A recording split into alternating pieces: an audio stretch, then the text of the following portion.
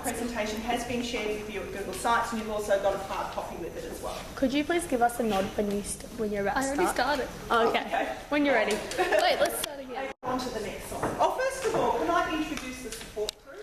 We've got Ms Boone, Ms Gooch, Ms Zhao, who are our camera crew and support crew for the day, so welcome.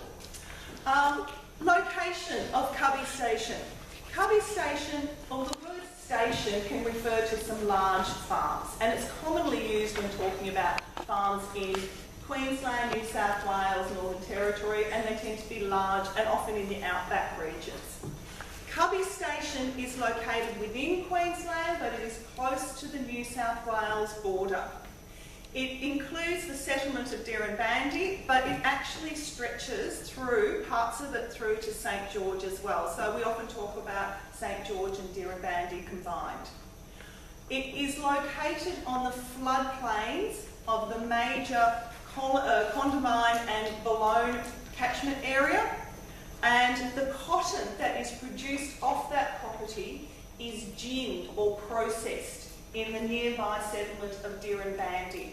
So because it is ginned there, it provides jobs to that region, and rather a significant number of jobs to that region.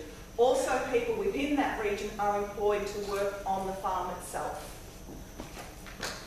Alright, so this is the scale of it. In total, it's 93,000 hectares. It is huge.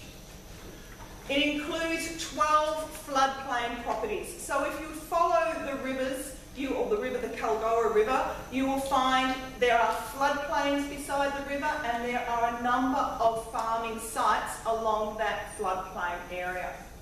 It doesn't just produce cotton. Also produce wheat, barley, sunflowers and chickpeas.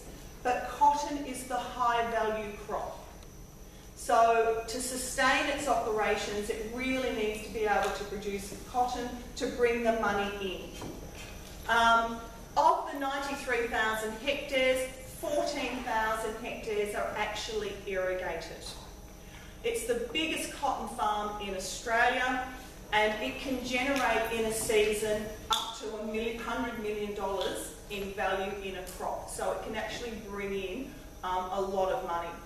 The storage capacity of the farm dams is a total of 539 gigalitres. Huge water entitlements. Alright, so I've stated what the water entitlements are. This map, which you can find in your textbook, Resources and Perspectives, shows the Kalgoa River. You can see up to the northeast there is the ability to divert water from the river onto the property. But the other way they get water is through floodplain harvesting. So the rains, the way they get their water is much more seasonal. So down here in the southern section of the basin, what we do is have some very large dams. We capture the water and then we allocate the water out to users downstream. But up in this area of the basin, they basically capture the water seasonally, and they tend to hold it on their properties. They'll either divert it from the rivers when they've got high flows into their dams, or as the rivers burst their banks and the water floods over the floodplains, rather than allowing that water to drain back into the river and then move downstream, they capture that water that's draining back into the river. They harvest it, which is why it's called floodplain harvesting. Okay, so huge dam capacity, a lot of water is able to be trapped and held upstream, which means downstream they get less water. Hence a lot of the conflict.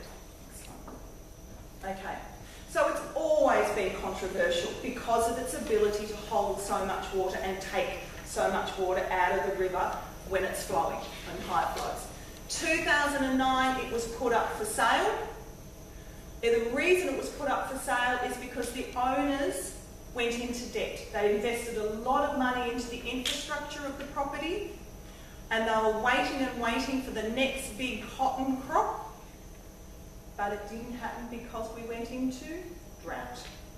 So by 2009 they owed too much money. The bankers came in and said, "Time, we're taking over the property, we're now going to sell it and try to get some of the money back that you owe us." At that time, even though they had nearly 540 gigalitres of potential storage, they were down to just 20 gigalitres of water. The owners wanted $450 million for Cubby Station. So the debate over its future raged.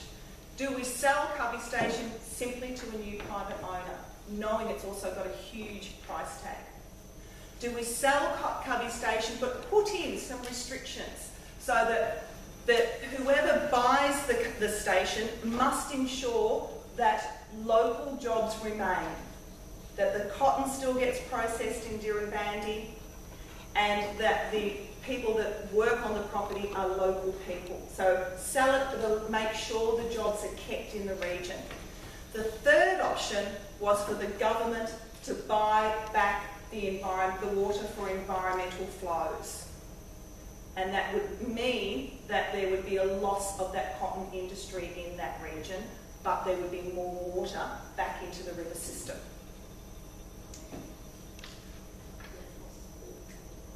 Okay, so that's it.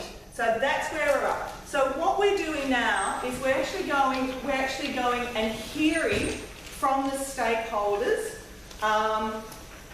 what their opinion is. And what did happen was that Cubby Station was sold in 2012. No water was bought back by the government, and it was sold to foreign owners because it was such a high price tag. They couldn't find people supposedly within Australia who could afford to purchase the property. So it went to foreign ownership of land and water, but there were restrictions put on the sale of the property that they had to employ people within that region and continue to gin the cotton in the region.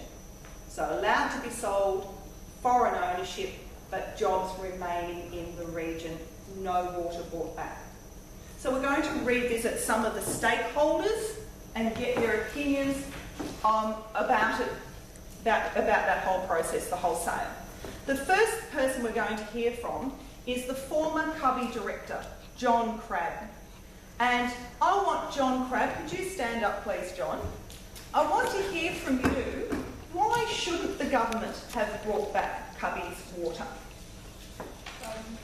Cubby Station only extracted 0.28 of 1% of the marine flow, and Pinsang and Alpo represented only about 5% of the total diversion from the basin. I think if interstate authorities wanted to contribute to saving the river system, they could start by improving the management of their own lakes and rivers, which lost almost as much water to evaporation as it was taken out of the system by irrigation farms. Okay, so your view is that they don't take much, 0.28% of the total water in the system, and that there are other things that should be done downstream to make it more efficient the way we use water and recover it that way. Okay, now Keith DeLacy, you were there at the time that Cubby Station was put up for sale. You only had one reasonable season for cotton growing between 2003 to 2009. So, given the potential burden of Cubby Station on the Murray-Darling Basin, is it fair to really hold that water or have such a huge licence when you're really not that productive for that period of time? I admit the property has had only one reasonable season in the past 7, but I reject the suggestion that Cubby is not sustainable in the long term. Cubby is one of Australia's more productive agricultural properties. I think it would be a tragedy if the Commonwealth Government bought it and closed it down. We would be taking out of production the most efficient irrigation farm in Australia. I don't think the world can afford to close down operations like Cubby. It can produce around 300,000 bales of cotton and 22,500 tonnes of wheat in a good year. So in a good year it is quite productive, Yeah. very productive. Okay, we're going to hear from the final person involved in the management of Cubby Station, and that's the Chief Executive of Cubby Station, Paul Grimblecombe. Paul, has the break in the drought improved the financial situation for Cubby? We've heard of its potential, but now that the drought has broken, how has it performed? Yes, I believe it has. drought-breaking rains, and floodwater has filled Cubby's extensive dams. And based on today's cotton prices, Cubby will produce in excess of $120 to $130 million of revenue. And two flood pulses earlier this year have filled Cubby's 28-kilometre long dams to 90% capacity, and contractors are installing new irrigation pumps. 45 people work permanently on Cubby, plus 100 contractors, and if anything, employment is picking up. So you're actually going through quite a good period at the moment. Lots of productivity, lots more investment, and lots of employment. Okay. I now would like to speak to the Mayor of Dirranbandi, Donna Stewart. Can you tell us why Cubby Station is so important to the region? Gladly, Mrs Thompson. So, the population of Cubby Station is just under 5,000 residents. Agriculture is the mainstay of the regional economy, and today cotton, wheat, sheep, cattle and horticulture crops provide the base for the region's diverse rural industries. Central to the growth of these industries has been the development of St George irrigation system and, of course, the natural river system. The St George irrigation project provides allocation water to cotton and horticulture farms, and water harvesting permits have allowed for the development of increased crop area in the Shire. So clearly agriculture, and in particular irrigated agriculture, supports the region quite strongly. Yes. Okay, so the decision by the Australian government not to buy back the water must have been a relief then for your Shire, particularly to the community of Dirranbandi. However, what concerns did the locals have about the sale of Cubby Station? Well, some locals were welcome to Cubby sale, but the majority of residents were unhappy that had been sold to foreign investors. Most of my constituents are opposed to the sale of Cubby Station. It's very sad for Australian people as a whole that we're selling off prime agricultural land to foreign interests. But some of the farmers support the sale. Okay, so by and large, not that much support for foreign ownership, but some farmers were on board. Yes. Okay.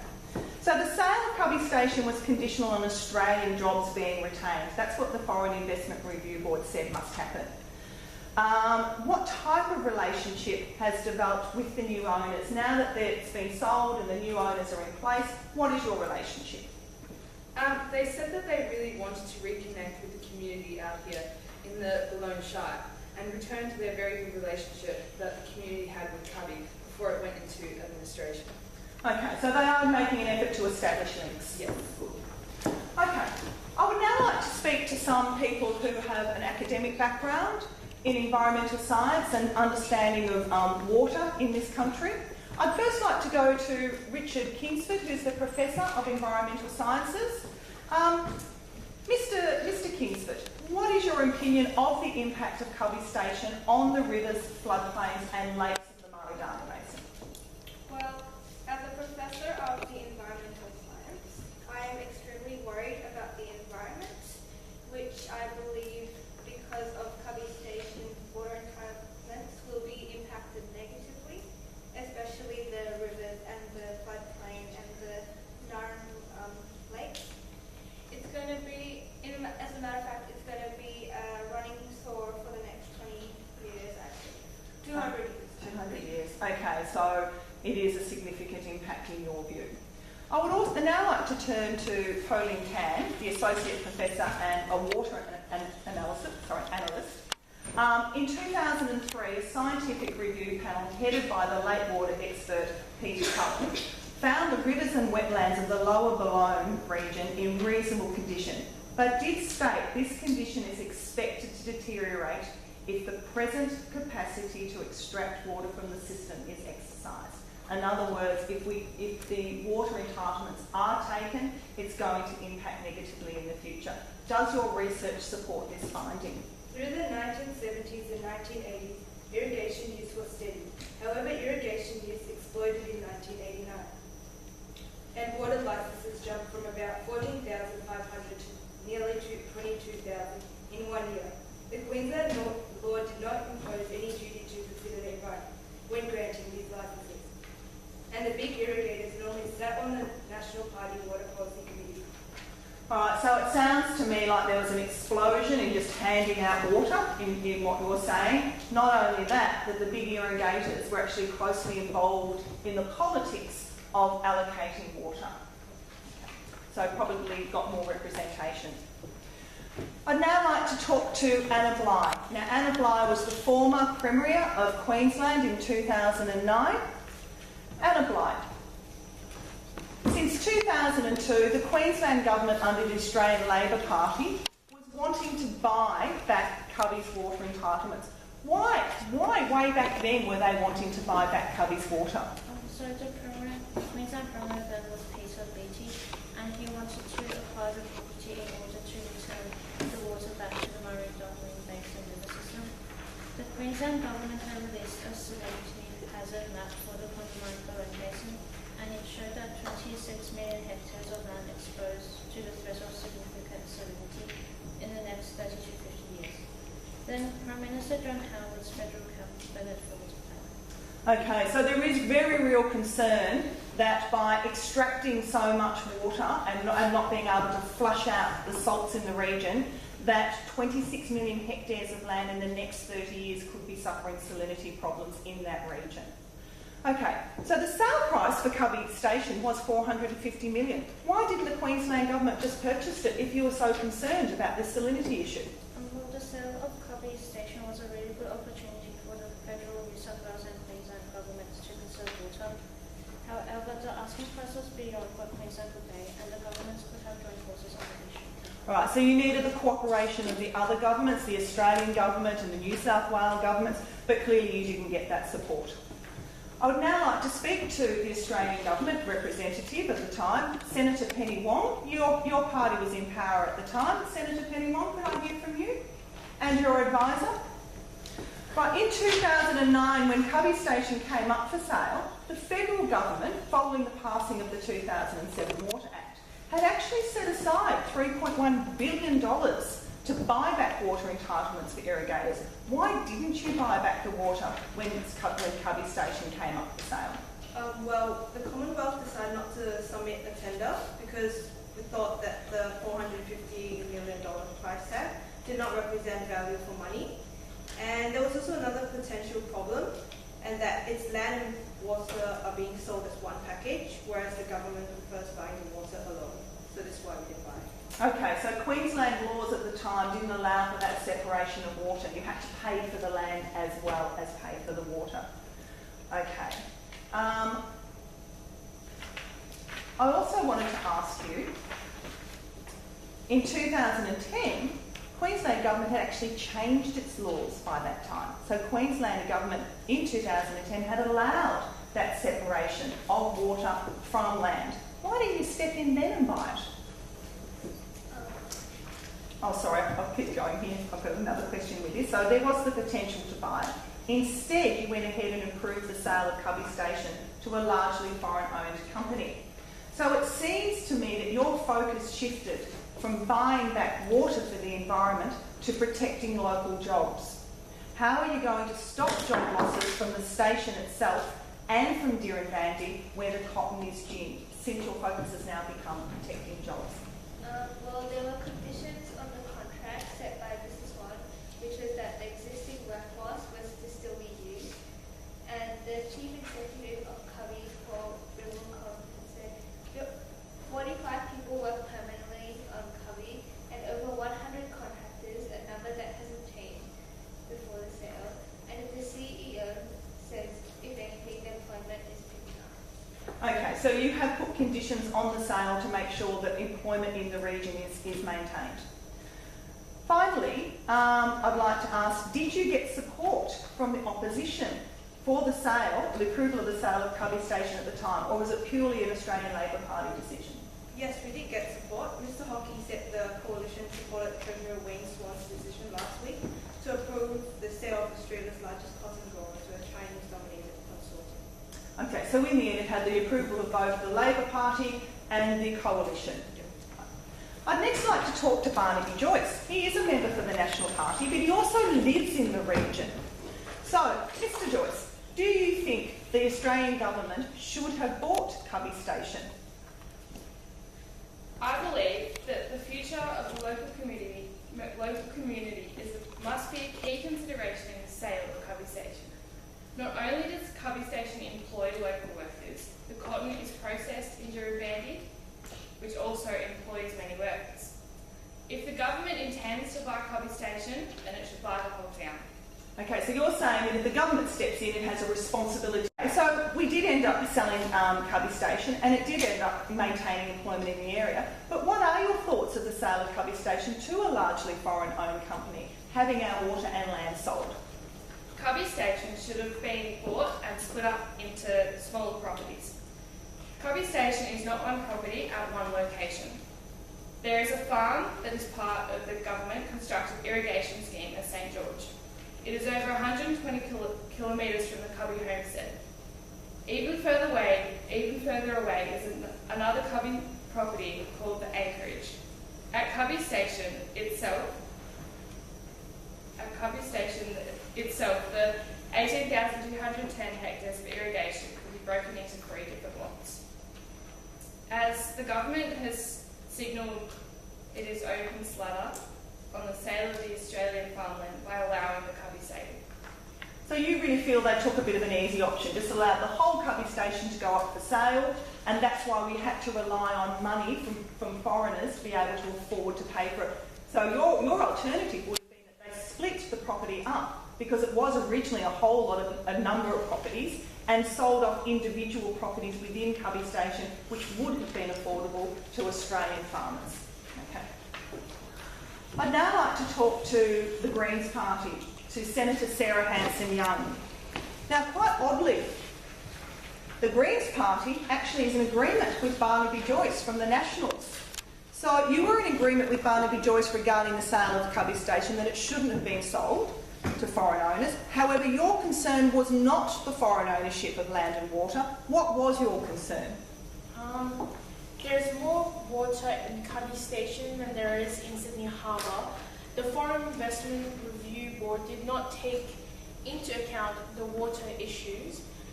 We are doing reform in the dark. We don't even have a list of who owns all these water licenses.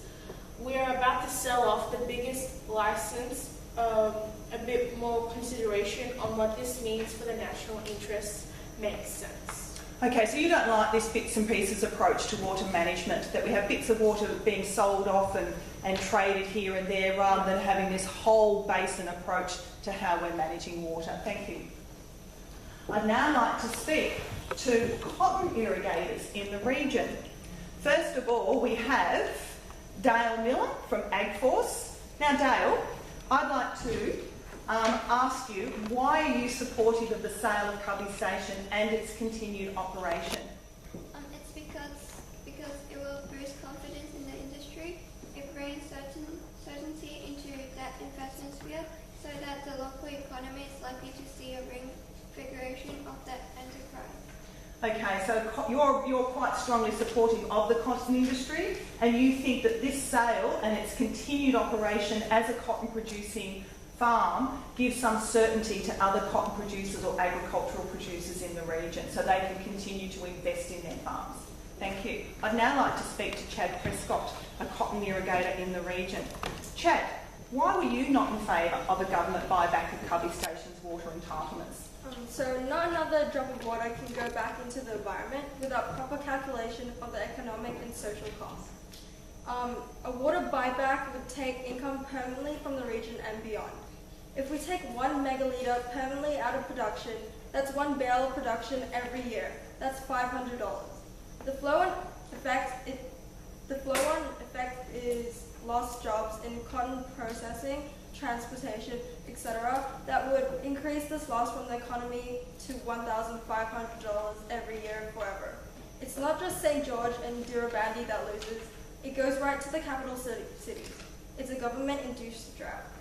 Okay, so you're saying that by not being able to produce these high-value crops with the water that they need from irrigation, that they can't earn an income. They can't earn an income. It has flow-on effects. Doesn't just impact that station. It flows on into the regional and even the national economy.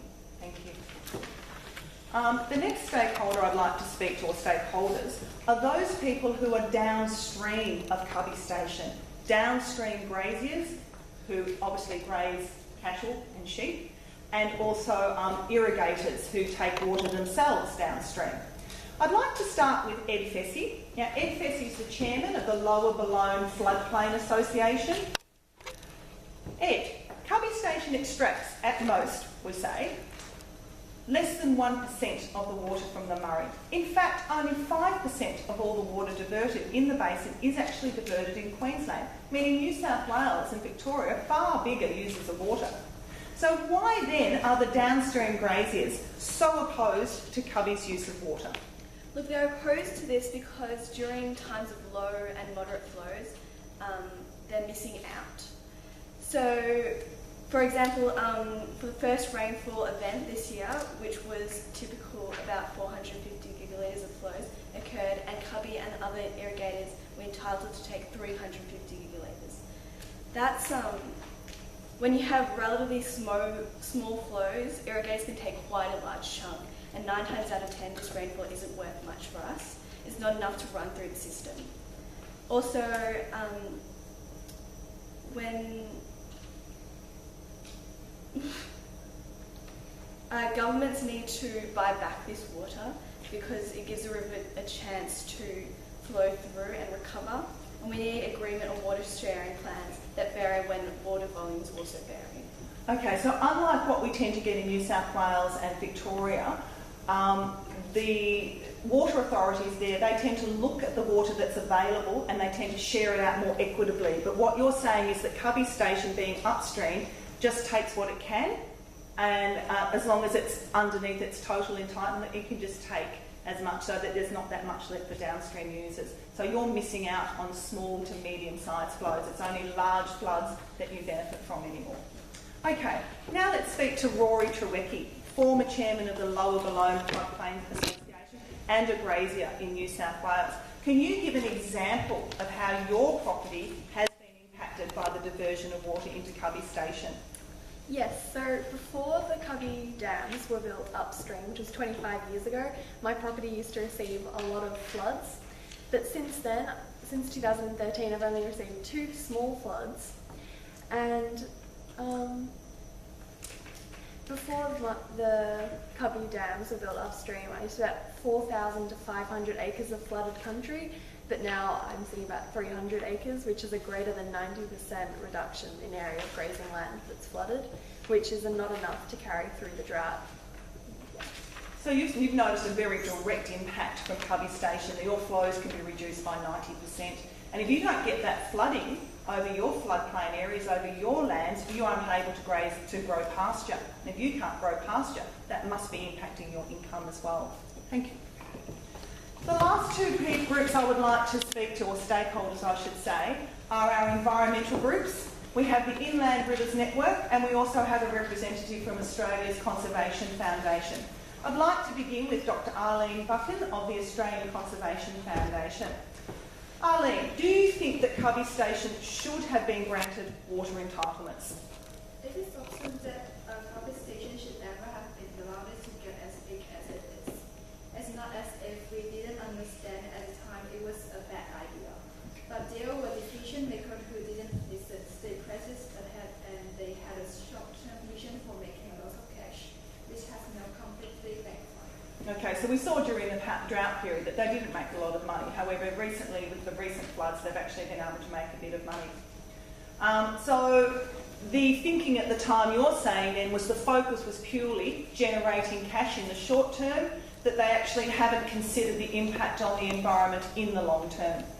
I'd now like to speak to our representative from the Inland Rivers Network. Why did your organisation, together with the Australian Conservation Foundation, what did your organisation want the federal government to do with properties such as Cubby, as well as other properties in Western New South Wales and Queensland when they were up for sale? We demanded the federal government to buy the properties and pump 300 to 400 gigalitres of water a year into the basin. Okay, so you were actually asking for the time for that water to be brought back and to be used as environmental flows to actually restore those inland rivers of the Murray-Darling Basin region. Well, as you can see today, we've had quite a diverse range of opinion, with different stakeholders having different interests in the Murray-Darling Basin. Clearly the water wasn't brought back. We're just going to have to see how Cubby Station plays out in the future and how else the water management or the water authorities can actually recover some of those waters. Clearly some tensions, some conflict still remain about that decision to sell Cubby Station. I'd like to thank you for all attending Insight today.